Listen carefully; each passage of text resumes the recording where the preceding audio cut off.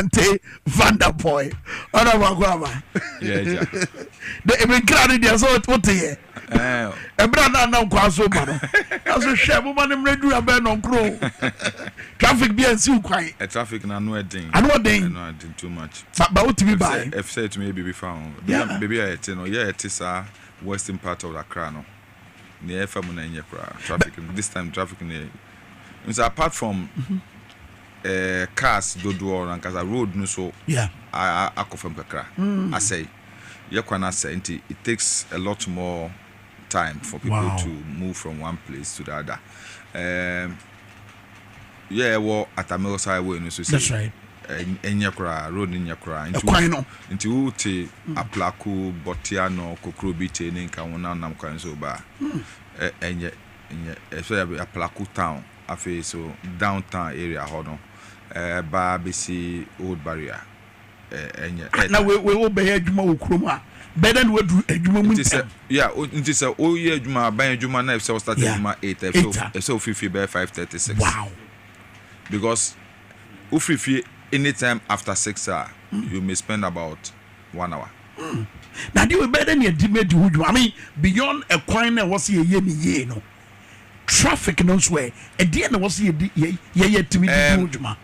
Atenase Jomama Mremuno. Yeah, I dream say, apart from the N1 now, you better 2 years, no. You go back. Akoye the old Accra Winneba Road, yeah. Na Atenase name Jomama adwene say to me ye old Winneba Road ni na say from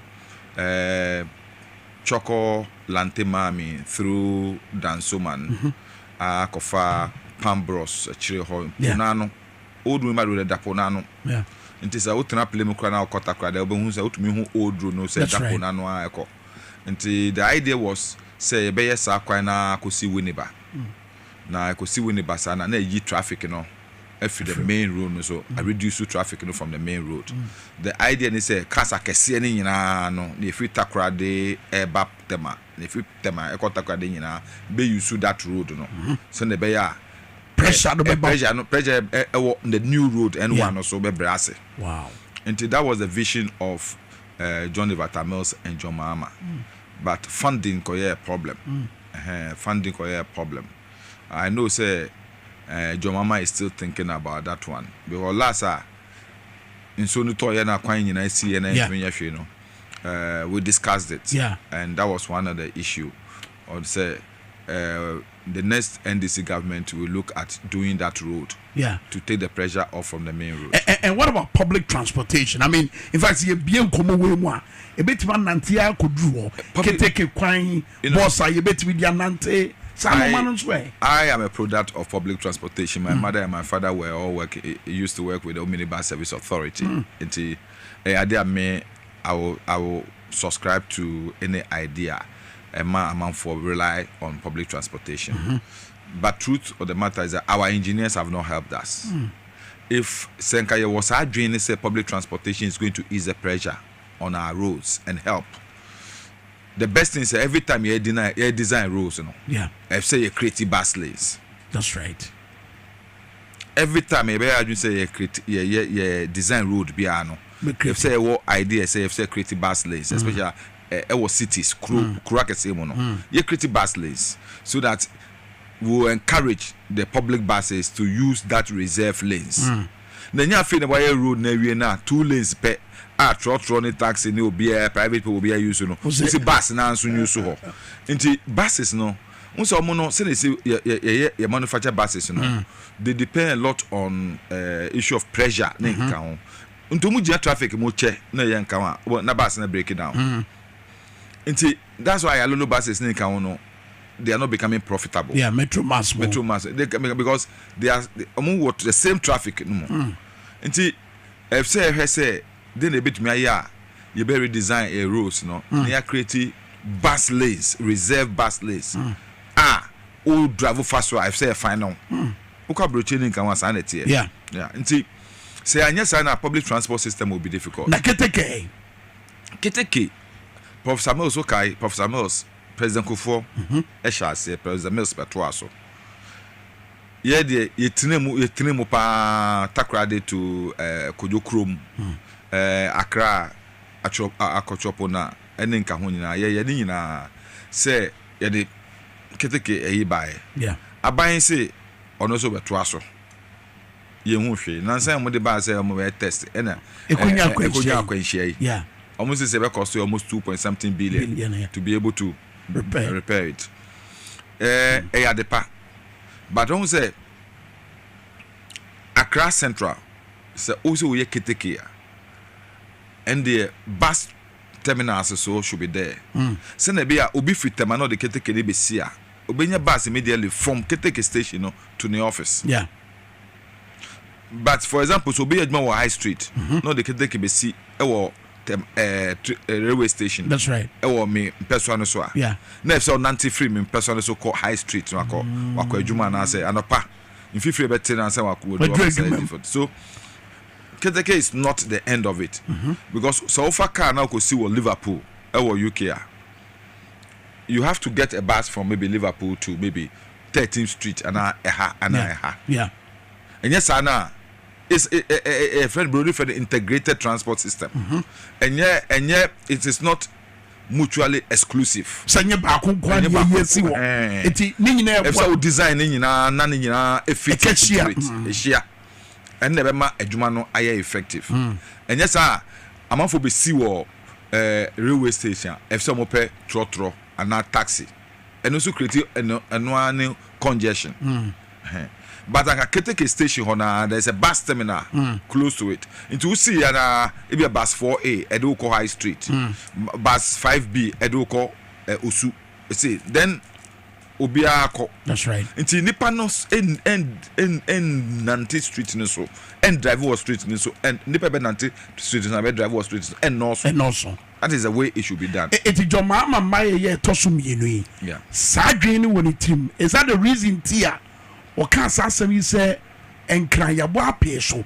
It's here quite and who be here say, Yabachi crew for beyond Accra. The new city model. Now, me a deputy minister for local government. Me attend that program on behalf of me minister, Ewo Dakar. UNDP na omoboa ema ya develop the new Accra city. Ewo Ningo Ningo Pram district.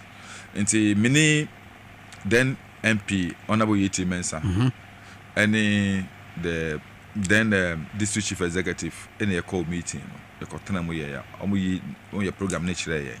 So the whole idea of a new airport there, a new industrial hub at Dowenya Hono. Any other initiatives I call no is the whole idea is to say ye move Nipane free and crying alcohol. Decongesting crying. Okay. And as our program where coming on a draw you, your friend will break the tension in Accra. Breaking the tension in Accra. Wow. That's the document coming kuma a developer here. Nyakopon ya madom me paper the late Sonny Professor in Pabwa ho and the chire me. Wow. And the whole idea is anka also the station Accra Lorry Park in Kaunina be free no was there. And Rollins tried to reinvent it or remodel it. It's been there. It's in the program. The last 2020 NDC manifesto, no, you capture aspects of it. Yeah. Na minim say this particular manifesto, no, so those aspects, no, still are a woman because we need 2020 elections now, and those are the things we are going to do. Okay. But you start capture. Hopefully, 2025, the new Accra project, no, will be looked at. You be sure. You be human be call those areas. And with the 24-hour economy, there is a need. Say you're looking at a lot of industries, manufacturing industries in Kano, so there's a need. Say Uber shift to the focus of residents. Among for setena accord that area. There's a omojuma ko any omojuma omufre juma be fie baden ka no any problem. because I'm for think crying. Now they be on my car. FC bus on the call. That's right. The fuel from Accra to Tema will be much more expensive than fuel from maybe Dawenya to Tema. Anakpo to Tema. Ningo to Tema. I know much more easier. Developing a new Accra city around Ningo, Pram and Dawenya Ninka ono. Idea da NDC are buying Akumaso pa. And me back campaign team on Afia be ura yan come on ankasa. Ade ba kwa me person me hunu free ho. Especially around this time I'm out for bu fu wo. Amemwo ne won sem ne mo. Na nra Ghana Statistical Service e de betu dwa say Ghana for 7.4 million and edi hia. Look, so what dream figures no ho a. Na wotie John Mahama. Wotie di pass ahwe manim bio. Wotie di pass mo won so anu aduro. Edi masa hia asitre mu aye we mu betima ye within 4 years. Kwame mechanic actually because say at this moment in time niama Ghana for hia jomama pa no e wo nim dia owo e wo amamwo mu se why adwuma bi da unim utumi transe hu ha na me touch ma ha ye nti na ye no efse o ma na ye more o boa o tete udi o kamu kenana ye more baby o touch ma no na why improve upon her utase. Yeah, these people are a mess because they never had any experience of governance. They are a mess. Nti ne omadwian say Ghana for the Udada Omo, who can't say because they call Masuma, they told Masuma, no better about. But the president was a minister in the government, being a minister in the government, a minister for Attorney General Foreign Affairs. Otun say a man real practical knowledge of how to handle things. Jomama was a minister for information. And feedback was on his table as to how governance at the time of administration or serve in into nya practical experience into obeye Oman Atenase no utumu say critical issues about energy, for example, ye nyina susu say eno ni ade a oman koso bia ejina so no foundation of development no ebe don so eno jina oka say every governments have managed it, but I want to fix it. Yeah. And not fix it. Education, who say, so my bekoswa, mebunu efso munya achirechira, ebe mo mujino mo naso e madache to focus on education. Say, let's improve educational infrastructure. Ye shift system e free ho. Ye schools and trees ye sisi ye be free ho. Yeah. He provided second education, committed himself to developing infrastructure in tertiary education, opened new universities. On no one share issue of only free SHS, or share from basic to tertiary. What we can do, say, Bema, amount for amount for anya hoto. Say, if you one step, it is easier for you to move to another step. Because a year in the year schools and at least near free ho, year shift system free ho now. We'll be having more students. Yeah. It is a more secondary schools and see new schools. Say no say na and problem about choku choku. Yeah. But into hunyansa or say yeah basic no, yeah secondary so. Yes see new schools. Yes see new infrastructure. Yeah be mu. Yeah no so. Omo Wiamako University. It's a new university.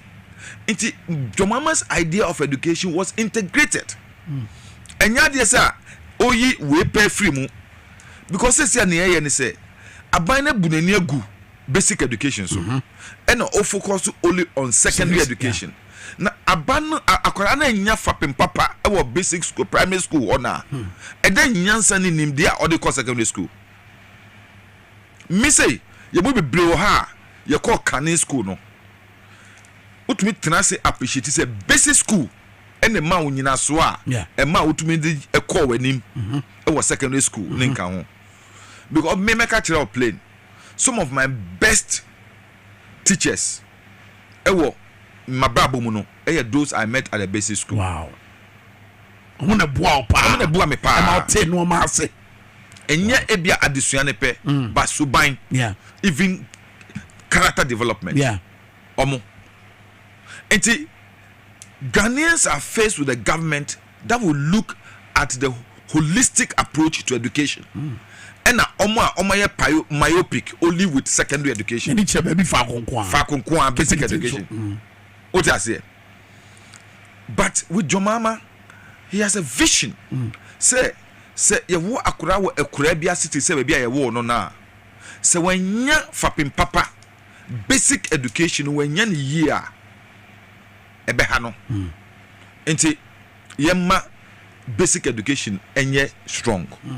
Secondary education so enye se ne be ya amanfo benya nije se me wie ha if se me ko ha. Afi ye wie ha na it is mandatory self say ne panya kwan eco university. Enti that was ye hwe costa and on the bar say okay ye be ni progressively free. Enti sika na ye tua kra was secondary school kra na ye so first basic education was free. Yet secondary school yet so day students were free. You nya ma ye mom sanitary parts nka wonyo me mom amanya hoto e wo mayi. Nti otun say this was a government all dreams in the beya say who started school from basic unya hiccup bi unya problem bi ebetuomu sa to university no wie. What I say? Yeah. Because progressively free education, it is not just about secondary education. Progressive free education, as enshrined in the constitution, is from basic to tertiary. Yeah. So that's the kind of president Mahama is. Yes. So when you're faced with a figure like 7.4 million Ghana dimensionally poor. Dimensionally poor. That's a ofa kwembe biana. Oh here. This is serious. Ohia president owo tema owo badaye owo nyimdie efa amambuo ho because ohwe Jomama mabuo na oyobi otrase hu say we or how Ghana for energy, education, health, transportation. So or tackle those issues in a way manner anka we buy no so mo to an Jomama a trajectory no set here na anka by this time ahoto aba but oma fixated with what will make them happy and not Ghanaians. Omo no omo dream omo mo ho ade omo face omo ya omenya ho mfaso no e do mo ye. But the NDC government of Jomama Atenase and Jomama no we were interested in idea a ha Ghana for idea ye be ma Ghana for nya ahoto. Ade ye be ma Ghana for omanya gidie bi e wo amamuom ho. Omo hu se so anopa na ekoto aba ye koto aba se na be ya ye benya nkoso ye be ko ye nim. But we no omo dwen omo pre omo ho. Enti omo no omo so anopa adwen wo omo tim ni se ye be de nya sika. Ye be de ama ye nkrofo ayeyie. Enye ye be de ama Ghana for ayeyie. Wow. That is the difference. Enti me ka say Ghana for per se ahokyere mu wo mu yi bra ye wo mu yi ye free dia omo best bet ni Jomama but mo ba just between the 4 years adane tebia yi because 7.4 million ya fa kwan we so da. Wow. Ya fa sa kwan so da ye ni munchemu kan e wo kwan no so ye ni me bi atafrache esinto wo ene enim ne betumi aye hwe nyama ye eni tafrache nia amanfo anya enije wo mu a omoye no ene sanyama no ekoso by thousands. Yeah. Thousands. Yeah. Enti amanfo na enka sanka nyina ye no kura ka anka ban we mo nkasa dwan dadaada. Omudi ebe meka se ye hu so nti ye ko e dey ntina amanfo nka because be ka agro mami na no de na no beto ye nkomo yi mu bi no wo se ni nyina achie no nyame hu mobro nti amanfo timi ware amanfo timi ye engagement eto pono ne no nkro my sister pain amanfo timi nkasa my sister pain no ntimi mpese ma no ebetra but tafrache sister gift fache me wo ye me senior o GBC asem o kan nyansa bi anim ade tete ne papa no mo ware tete ne papa no mo ware ne papa no mi gua ware mienu miensa na 9 kora wo ta se nti se ware ni standard nti a wo be measure amanfo ahoto a ende na wo ankasa na te se wade sua no bibia kan wo ho nukora meka no mi ni natem me critique nasem no kai no yeah John Mama time am fan ware of course ono ne ba nya wedding John Mama time me ko wedding bia ono se ne pakọ ne ba ono be che wedding me ni share wedding be miensa different weddings be miensa back wedding back ne staff nti saa time ne de obo amanfo ano eye mompaye nyakopon yi saa ban free ho maye nyakopon yi saa ban saa time amanfo ware na amanfo nya wedding saa time no. So what's the difference? E dey na si am na basa. The difference e wo mu ne say NDC time no ono saa wedding na me ne ka no ni pakra ni wedding no oye a dinner for 200 guests. You charge no one guest omo charge no 15 cedis. And then the same dinner omo charge one guest 100 cedis. Wow. Yes. And then the idea FC oka. Because and then toast baako adaka baako. Yeah. 7,000 Ghana cedis. Very true. 2016 anytime me ko me kroma da me bank kran me to adaka na me ba ye yibi e she freezer mu yakoyambi na ekoye nti me to ade bulk saa time no 400 cedis 400 cedis adaka into sijira na oto at that time 700 900 and then 7,000 cedis me twa masase war Ewada at that time cement was 27 cedis and then cement 108 cedis and no na dia if say gift ya fenye dazi eka and maybe say dey no wintimi nka e dey no wintimi because one omo bebre wo ha nyoma ya to show omo num ntia mo gina ho e kan sansem no fa adwoma ma ne edisi aban ho no ene abomo pusa say because the poor performance of this government and the sheer level of the incompetence of this government, you know. Ama omoni me guase aji wonsem tese omoni me guase wow omo hu no meka nti tese ne meka se nkranfo ka se ne me hu se me se ka no hwemu okay kan nkranmu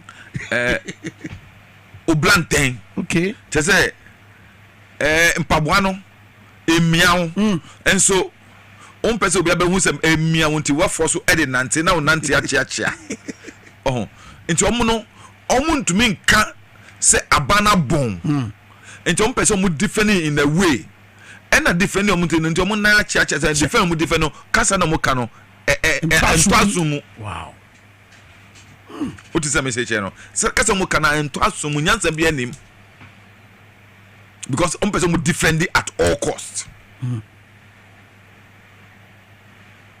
and na omo nyina those people nyina omo kasa no ma seda akasem no ma kola no na way omo kokola na omo kokasem no omo sweeting na omo ye yikra person omo defend in the way na kogu omo man say because akura to mu say asema panyi kan nyansa bia ni e bo kra yetu mu nyina afra say amanyefo nyina politicians nyina epe there's and these same people nyepe mbetra skakra man ya analysis akra kira we are never the same and we can never be the same yemre no obi an fasika nkoshe ne mpaase obi an ko fasika nkoshe ne mpaase Jomama was not clearing any of his officers. People who envisioned among for cry omo so da yese mewie politics have said minya say cry no onka yomodi. That's right. Uso da ye cry no a offense under Jomama da yesum cry offense na ene openly obi to be kai sika on the table so obi to be just ka e dey share pass president say onye hwe obi to me sika say e share obi dem ye fa counting machines 30 na dia kan president trend love letter not just a ferry pa your friend ferry be so these are the people abonu mo kwa kosi akan e wa abato enu etimo announce mo campaign team when team on betime agina anye nsem aton nsem amaton kofo asum amoma agina so dia to aba e dia ma John Mahama ne NDC onim in a football team the reserve players are as good as Omo Yedomu General Park so Nansama me example bi Manchester United who say nyoma nko yie ma won Omo only striker Rasmus Højlund. That's right. Omo last 2 matches no unem coach na ye o shede man na bench opponent na bre no not na bem pa na wabehye. That's right. Pa na wabehye afeso nia ya no eye be born out of experience yenya with the past campaign teams. I mean kanokre I support it 100%. Sometimes experience back come who past campaign teams since say a former campaign team pair among for dream no money be campaign teams so into the national executives of the party no they change. They become irrelevant. It's good to say the general secretary of the party now, chief administrator of the party no, is now the campaign coordinator. Inti ebema party no, any campaign team no, Ashia. Into bia no, the party is the campaign team is the party. So what must say? 2, adebako me then say party ni decided say members of parliament should focus on their work in parliament because parliament responsibility in. That's right. Aban we say ye ni baku say ye mistake ne kata ni 1 minute say a nyoma be fire say no e be ma nyoma aye basa more. Nti members of parliament should stay in parliament, focus on activities in parliament. Me no ka say omo dis tax waivers by ye to twini omo sand dia ba omo yoma dwin so omo sand dia ba. Wow. Omo twa hu nansen omo hwe omo ni numbers ntoma mfama omo twen na yeso yesi kwan so na for example joma eko voter region a lot of the MPs say free voter region beko Great Accra mu ni say ye draw so pa wo parliament ye beko no omo dia ba at that time until yeso careful say we focus at this point in time no obi am focus on no ye members of parliament should focus on our work in parliament. PCs should focus on their parliamentary candidacy so that the national executive will focus on the work of the party. Campaign team will focus on the work of the campaign so that we can all achieve together. Enti eyadepa emayen. Enti omo a eho mo se mo hu wedin omo nti wedin omo hu we no. Ye nyina hu se adwuma no edoso. Ye nyina ye boma ye ka bom ni ye ya ena emaya ye nya nkunimdi aye be. But say ye koye ni say this a way ansa na we aye this a hu we ansa na we aye ni a edi abamubuo ba ye nyina hu say tima ye no sometimes no ye adwuma wa akire no ye adwuma kura no ebro omo a omudin aba no. That's right. Because me too say ye mo medin ba me ni adwuma me ye e wa akire na me ni adwuma efse me ye un adwuma efse wo ye yeah otuwe adwuma wotena ha oye ma NDC aban no you are not a member of the campaign team but we adwuma no yes esensen a e chen obi a oye campaign manager oti ase menu ka say anope ya mini minkrofo kasa ye move ye ko hia nkranfo a ewo Elmina yeah nkranfo ewo Shama nkranfo ewo Takrade oti ase mini minkrofo United Gadangbe kokoso ye ko ye no mo kasa se ne be ya omehu nenti a nkrani bebe obi a wo so ye Gadangbe bia nenti FC otu abama the NDC party NDC parliamentary candidate ewo bebe a wo any John Dramani Mahama because ye nsase ko because abanwe area ye nsase abanwe pese oyi nkranfo free nsase no so kan nyina ko gupum abanwe pese o kan nkranfo nyina ko gupum enti ye adwin se be bia nkrani bia hye Gandambe ni bia baby obia hye no ye kotoa no na de nkra na ma omo ne ekoso wo nkra ne de ama omo ni nia jomama ba obeya ma nkra dan Gandambe fo anya hoto no e de ma omo segma we e chen ne campaign manager be ye e chen ne campaign coordinator be ye. That's right. Nti e me dese me yes adwuma no e ye oso de se tafrache wo ye obi a ufi se aban we entiti mu yie enyem ade a efse mo oyema mo a it is time a oso be sorry na wa ye mentwen campaign coordinator mentwen drama ne mama oso ye coordinator hwe aba we ekoto no it's not about NDC and it's not about John Dramani mama sasa no mo kan ya mo pache say hwe ahokyere ewo mu no Ghana emfa hu se wo ye NDC ni me omo ma se me mmobokura ne MPP for how because omo blessing yen kra say wo de unim say uni uma manager de ho nti be yo be fa nya aduane di no eda wo so fra papa. That's right. But ono de ne ma me wo jare so come de no na se me mobo emotionally any psychological ono de obre kra sen ho because wo de what you know mind that for the past 7 years unim say oh yeah ejanka otuma say nti wo de ejanka bobro say wo gere na obedi a wodi ba ono de ne jani ne na nyina ti ase eso ye dimensionally poor or a dimensionally poor. Wow. Nti won ne de no omo hia wa no omo di emunimuna e hia because onum say obesere no nti ya mesere me nkofo ka dem say mo hia omo ma mo nsere omo mo hu mo bo mo mfa mo na mo nkranhye say wo ye MPP ni menim say why disappointed enso me nsu John Dramani mama odwin obia ho no oba to abama no nomra no ba arehu agu ani so yi obepepe free ho yemra komodi ba ye din komo na matan no kopa yemra hotels atonton anamontui na no ye tren me hu ase bra mo di ko wie mu ewo Jubilee House nchemu ho no na wugina ono abo kujeto abla kwa chia waso watari tutum ne kokwana wutu se the way no mu na ehu pa oya ben na ewo nanano matena nkonyamu Gandambe fo mu efa sadie ya AC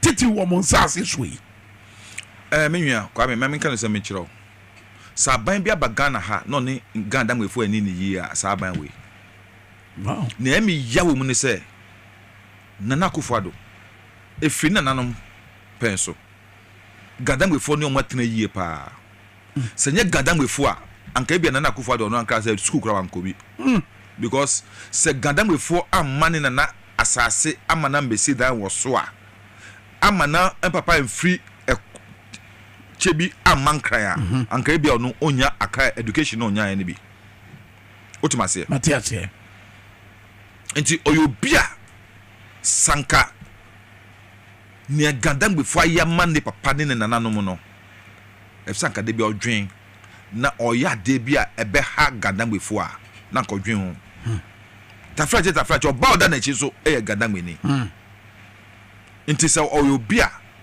anka efse o treat Gandambe fo different but onu ni pa we di Gandambe fo abro pa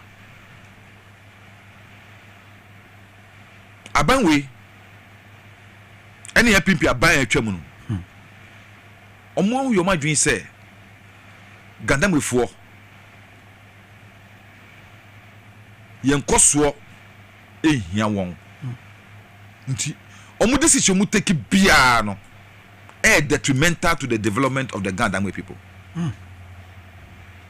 nti mi na ekono ebufu na me na gina won say me ye Gandambe nyi yeah me ye Ghanaian but I'm also Gandambe me nyi ni pem because me tia no me so me nyi wo baby bibia me nyi no me no ka say weekend me call sunyan me kwa yie e wo sunyan because me kwa extended family e wo ho. That's right.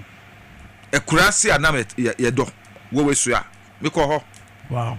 Me ko ho no mrante wo say even omuntu me nya call diso mo ko nya poposo Azano my call. So my call. Wow. Eno mo de boy ba ko kire me a o ko onya call emergency call di mirika efro bo no. Wo so. Eno wo we sua. Wo sua. Wo we sua. Okay. ofisunyane na woko okay it's not far from Nkran Kurom and Abisim. Wow.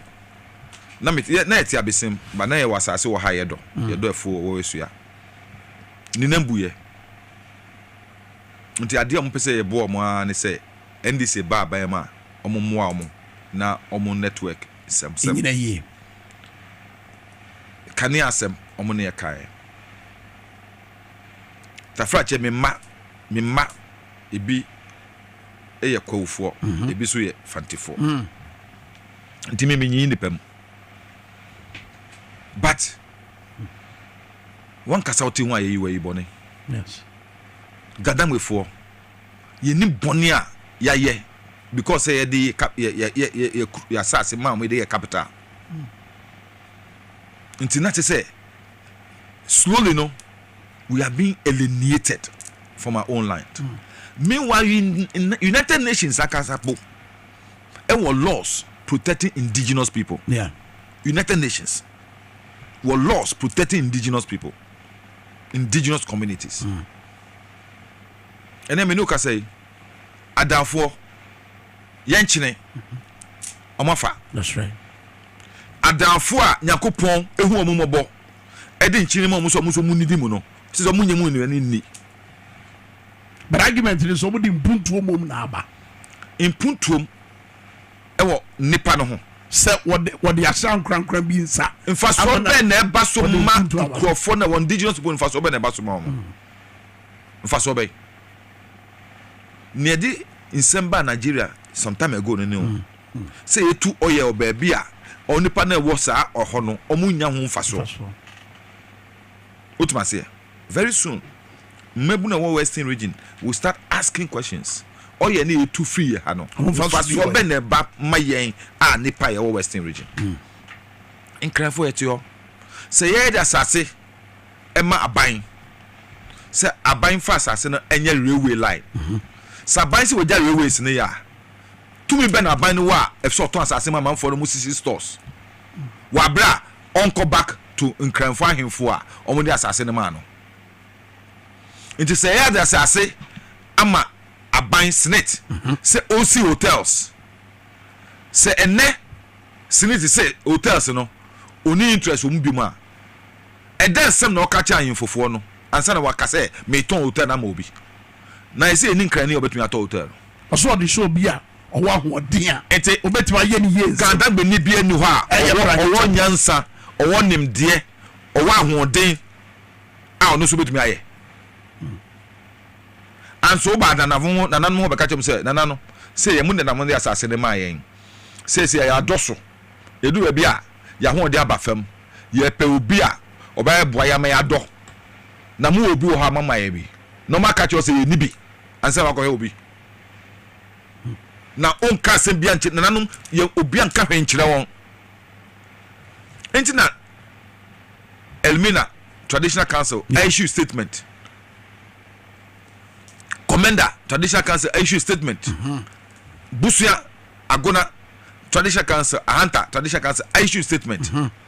You can't do that. It's disrespect. Because someone says so na one. Someone says so na one. It is snake to say only interest or Busia beach mu bi ma.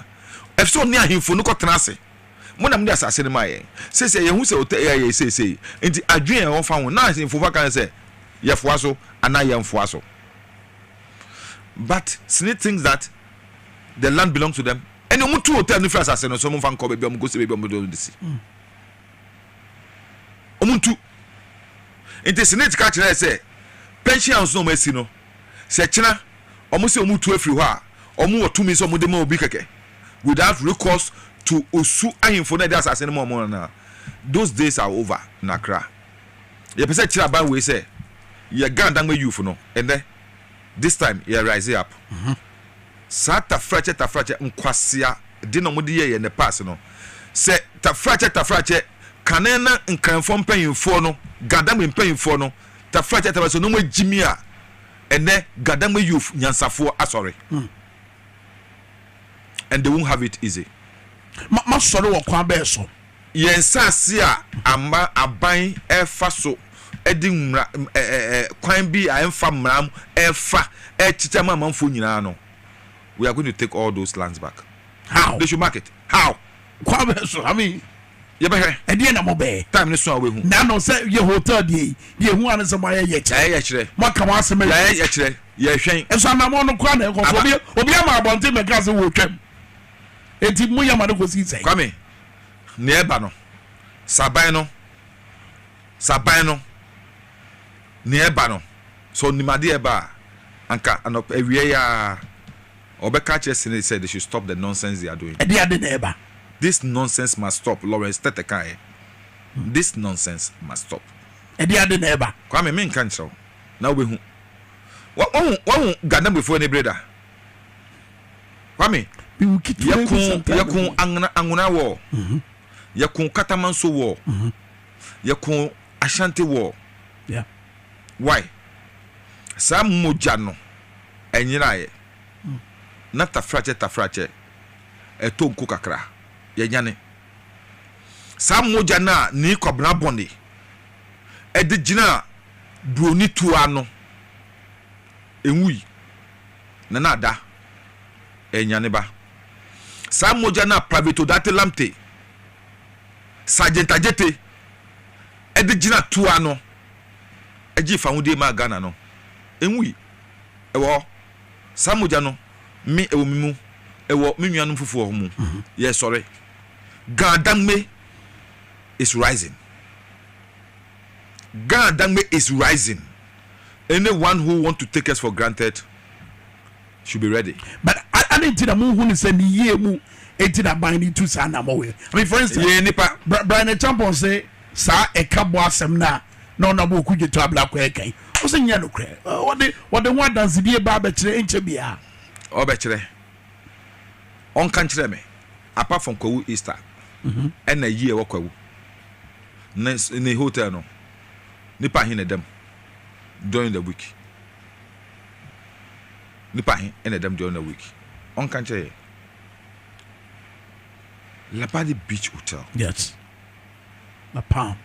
Over the years, even in times of COVID, crown or your profit. Or your profit. What am I saying? Mada Elmina Beach Hotel several times. In fact, the latest time crown Mamin Kancho 2016, you prepare for youth championship. You be call All Africa Games, Olympic Games in Kawuni na no. You sportsman or you be a Cape Coast Stadium no. Honda medium ko die. As a minister, yes. Ache hotel nache. Until they hear me say maintenance. If say a simple ano. If so, you say the beya. Look, we are say my two pa we are say hotel bien ni wa a simple ano. Nipakona or hotel ni dia oton. Because beachfront properties are more expensive. Maintainina. Nobody sells his land on a beachfront. Tafrache obi a unim nyansa ene beton asase a ewo nso ano because obi ape nso ano. Amon mu ye kua kura no. Obi wa ope nso ano because so ope nso ano ma onante kakra no wanya nso. Enye se so nso fifie eduko afum. No num se nso na sa wa suma ne ba na say wa nante to another the next stream ansana was enso but say wasase edanso ano a eboa wo kwayo enti adentina obi be ka kire me say ono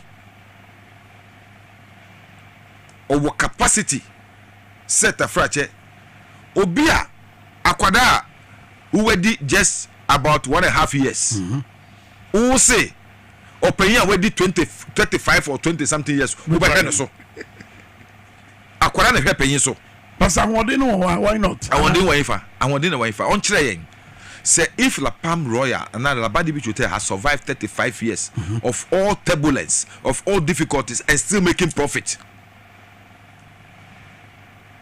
how do you tell me say onu nansa need the manage for 3 years pono onu wonim de nyansa e bet obetumi da manage way but e dey na senate timi ma ho kwan e ma we see because I got senate there ka adwumafo property owning democracy ana wonkan eja de document no eja pade yes wonkan ye akinke mu afọ wakan won hu wom me hu straight thank you Senate osafo mafo baye a wabaye no ewom eyade a omatwa to odadaada. That's right.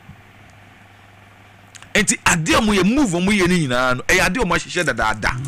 State capture na ewo sa omutrimu no fetete no they've not deviated from it. But an institution should be bigger than a personality. Not under MPP government.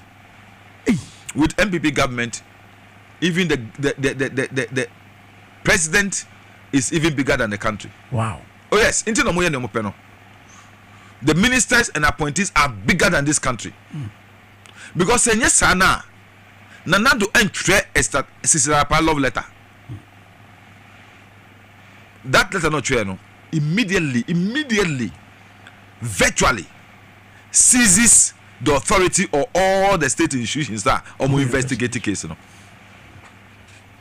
So what I say? Yeah. The president has put himself over the country, the interests of the citizens and the country. Now president here, a fish rots from the head. President here, I bet no more can enye. Until Usha Suban be kura, omunkro biti se miracles abuajinum, any sankura na. The same attitude and behavior, and now video be a cover. Look at the way Brad Champon as a minister of state was speaking. Look at the way he was speaking. Uncle Bianca Sasemu Yabano, only pe Kasakro Benya who Brasie be any but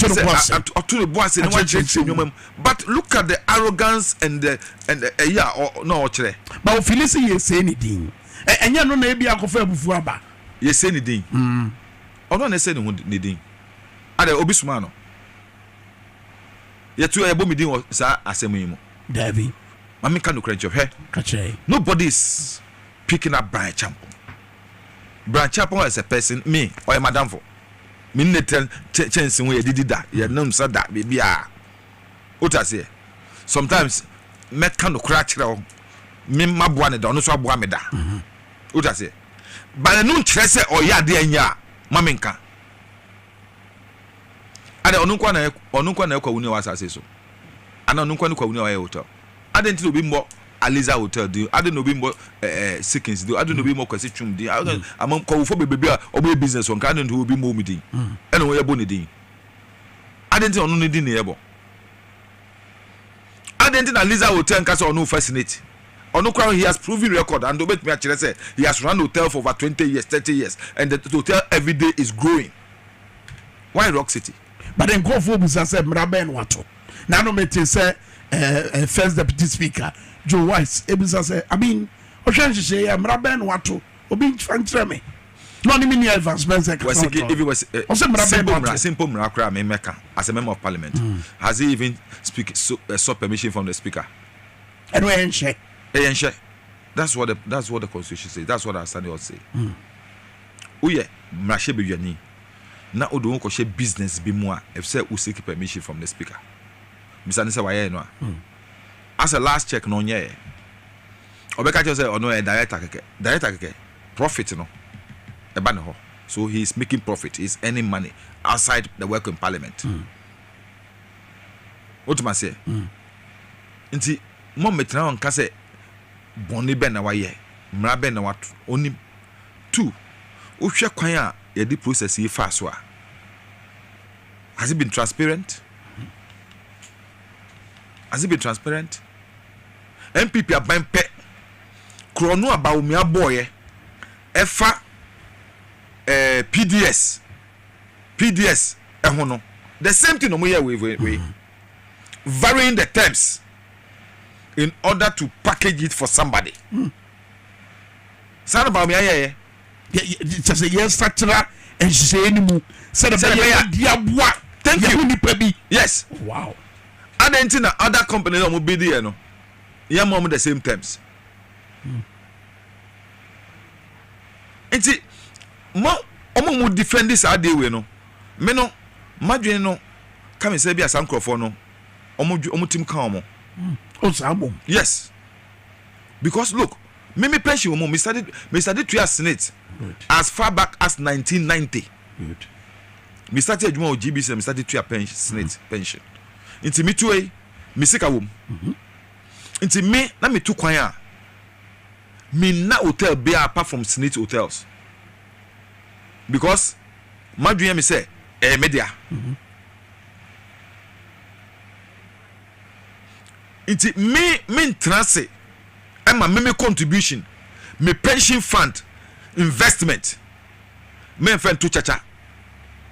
Inti before home and so before home na no. Yes. Because I'm also a contributor to Senate. That's right. But unfortunately, Senate contributors are omo okuobi ti say NAGRAT, TUC, Ghana Medical Association 2015 year who so omo ye yetre kase di ti amaban no. Na no omo ye yetre me hu omo ho. O ebinum bae. Kwame ebinum bae. GMA for bae. Omo ba say kuo. Anasa anko bae. Exactly my point. But TUC there omo ba say kuo. Federation of Labour ba as a kuo. Closac e bae. Seku. Say, because it's a working day. Into omuntu mi mfa nipa ne nyina massa. 2015 na working day. Omo we ye yetre. I know there's some omo ankasa na declare strike no. But we the demonstration. Yes. And omo say omo be bata ho because ade a ye fight for no e omo interest. No me point is say who said omo hunu asem say anibere sem te say de omo hunu no. Meka say Dr. Yaba a statement about I think 2 weeks or 3 weeks ago. And our official statement on air strong. Say TUC and support to Saudi way. Organized labor and support to Saudi way. And almost say a buying government isn't say almost person omnimo share. Mean to me say me minimum meeting a baswa. Oh, some meeting no could to catch a our press center. Say President Akufo-Addo Kaso Labor and Employment Minister. Bafowa. Some meeting national. No more show so and conform to omo ejinaye. So meaning say meeting free mama. So aka mama say there has been another some masano. Yes. The president called for another meeting. No the president say meeting na uka say go share with minister no kan na ye enfoaso. But to what end? To the what end in say president say they are organized labor. Person maybe be say they are not well informed because says ya nkwasasem ba kwa organ say criticize government na yes unye well informed unye nyansa unye adwene omo wa ban mu pe na wonyansa omo no mo adwene nti omo de omo ye bia no eye wo be cancel government bia na unye nyansa sa na ban we pese mo kire Ghana ni bia be criticize ban we bia no just say unye nyansa but the person o say omo nyansa dodo no especially obi to say baomia ono kire Ghana for say owo nimde e wo nyansa e fa mamuo hu afa economy hu e che obi ano eno de akod be shebe bia ekoshi ene ne nyansa ne nimde wo economies no ama wo dwane free onka economy asem kurada baomia start campaign ma monitor na onka economy asem ye bisa no question about the economy kurana na oka free SHS asem okoshi asofo wo Cape Coast sofo ba ku bisa ne say ye pese wo ka kire yen ne obeya afa economy ho in the next 6 months to the end of the year mediti shada in fact ni answer no ye no say me am 0 over 100. Wow. Because ye bisa wo question efa ade a obeya for the next 6 months. Yeah. Answer like to aba I ma Ghana for enya woto na only na free SHS but you sure so we jina so dey make point o point in say my point in say Baumia is lost on the field. No reconcile to nkomo ya yedi me sure so dey ko baby na me chen say onim nindie enim nyanse bia emfa ne economy na ewum sese no oni answer bia he has messed it up and aisa kwara nanka odi ade bi di agora ade no agini nsema ohun ne beye afi osu fa ho o say bia puzzle either shishe yeah o de ma oba no de di agora o shishe ne fefe no de ma de agora oya na ebubu a no adwalai ohun say no shishe ne fa exactly Baumia has no knowledge, he has no capacity to be able to resolve the economic problem or the ashemi. Eti eno na TNC person mo ye. No mo die na di say ye nya knowledge no based on information mo di amaye. Eno ti no mo di etri akosi ba bi o mo koya na. That be what they mean kasa but the me on person mo boa aban nanka aban resolve the problem ya oye because ni nyina about Ghana. Ye nyina no Ghana no yie na ye pe. Mimi ti hey Ghana yie na pe o Ghana ye yie a ma me. That's right. Enti ye nyina yie na pe. Enti sometimes no me suma ti use for no. Omo pe ni yie. But enko the way mo ko but omo fi say fa kwan we so wan hia na agin nsem kura. Enti brebre ye ne omo nka no ye ohun say ye hu say nyansa ye de mo no. Ombehu a omenya nimdia ye de mo no ombehu a na ye that's why enti omo pese omeko the ultra way. Enti me to some extent to me support omo but me feel say by next week say aban we nya bibi infa hotels in ho a the second phase of hands off our hotels demo will happen. The second phase by next week so munya ya I Nilante will initiate it. Very well. Honorable, you better say you brenda nya you feel Mr. Ghana for you say aduane a ono ebehye no ototo a ebehye aban we say they were bound to fail from day one. Omo faili to cry. We da enye yie. Until the best thing for Ghanaians is to let them go and take a rest. Na se na abu omo so na fu atete overwhelm omo no na omo nya because in your desperate attempt to say obey nyoma ye no you end up making so many mistakes. Uhwe aban we a for some time now no be bia no a worsening situation no. Yeah. Hey, gold for oil. Say emanyoma ye basa akra afina fuel prices we cost. Man for cars fuel omuzo mu ye say afina dum so no kra no aginsem. Enti aban we no ni nyansa ni nim den asa but onim ne ntia. Me de be me kan la me ka cho say spiritual. Yakupon kan say me say and the glory of the Lord departed away from Saul. And an evil spirit descended upon him. That is the MPP government now. God has taken his glory. Nyankopon yi ne no nyam na afiri omo so. Enti sese ano abonsam honhom ene adwen abonsam adwen ene abahye mu mu. Enti moja hweguo basa yo ene chese nkwasasem ene sese ano edu mu ma. Wow. Na ne hia ne mpaibo.